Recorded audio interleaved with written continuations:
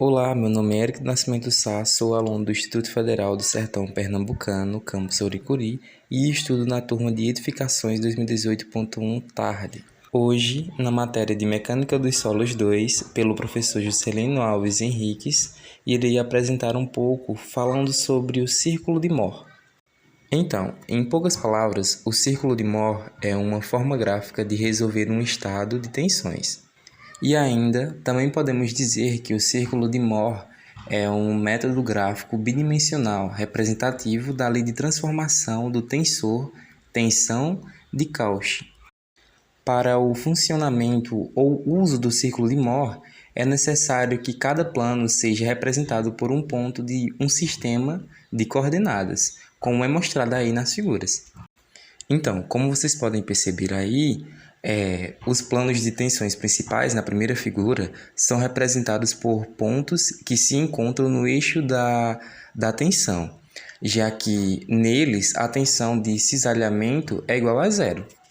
E aí ainda podemos destacar as tensões de cisalhamento máxima e mínima, que são representadas por pontos que são simétricos em relação ao eixo da tensão mesmo.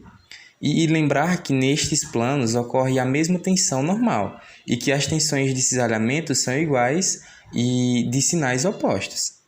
Então, sobre as tensões normais ou tensão normal, ela é a que atua nos planos de tensões de cisalhamento, sendo na máxima ou na mínima.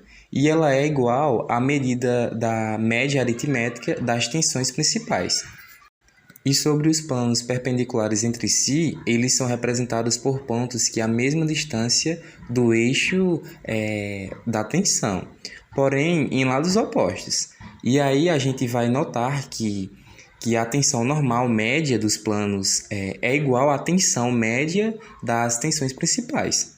Então, e com isso que foi falado, a gente percebe que a figura que atende a todas essas normas, na verdade, a todas essas condições simultaneamente, é o círculo. E aí se dá o nome do círculo de Mohr, como vocês podem perceber aí na figura.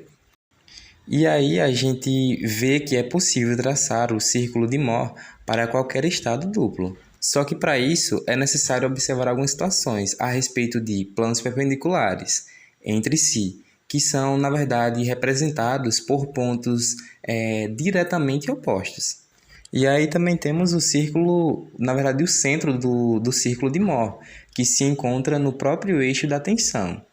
E tem também a tensão principal 1, que é determinada pela interseção entre o eixo da tensão e o lado direito do círculo, na verdade. E aí temos também a tensão principal 2, que se é determinada pela interseção entre o eixo da tensão e o lado esquerdo do círculo. Sobre as tensões de cisalhamento máxima e mínima, elas são determinadas pelas tangentes horizontais do círculo. E aí também temos as conhecidas tensões em dois planos perpendiculares entre si, do centro do círculo de Mohr, que se encontra na média entre as tensões normais que atuam nestes planos. Isto pode ser observado nessa figura. Então, com isso, conhecida as tensões em dois planos perpendiculares entre si, o raio do círculo de Mohr pode ser determinado pela hipotenusa do triângulo rachurado na figura. Sobre a tensão principal máxima, ela pode ser determinada pela soma entre o raio do círculo e a tensão normal média dos planos perpendiculares entre si. E sobre a tensão principal mínima, ela pode ser determinada pela diferença entre o raio do círculo e a tensão normal média dos planos perpendiculares entre si. E ainda sobre o que é necessário para o círculo de Mohr, ponderamos o ângulo entre o plano do estado duplo e o plano onde atua a tensão 1. E aí, como vocês podem ver na figura, o ângulo OM, que no caso é esse símbolozinho grego que está aí, é o ângulo entre o plano A e o plano de tensão 1. Já na mesma figura, o ângulozinho que é esse de cabeça para baixo, que é o símbolo parecido com o alfa, É o ângulo entre o plano B e o plano de tensão 1. Então, para a gente entender melhor ou pelo menos visualizar alguma coisa sobre o que já foi falado, eu trouxe esse exemplo que vem com essa figura aí. E aí o exemplo ele basicamente quer as tensões indicadas, que caracterizam o estado duplo de tensões para este plano. E também quer que a gente determine o círculo, na verdade, de Mohr e as tensões principais e a máxima tensão de cisalhamento.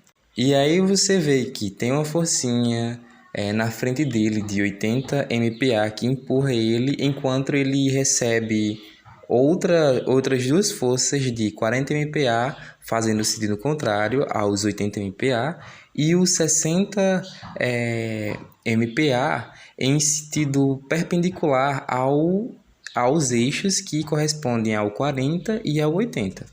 E aí, a forma gráfica de resolver o estado de tensões dessa figura, a gente vai ter na figura ao lado, nessa figura aí que tem como resposta.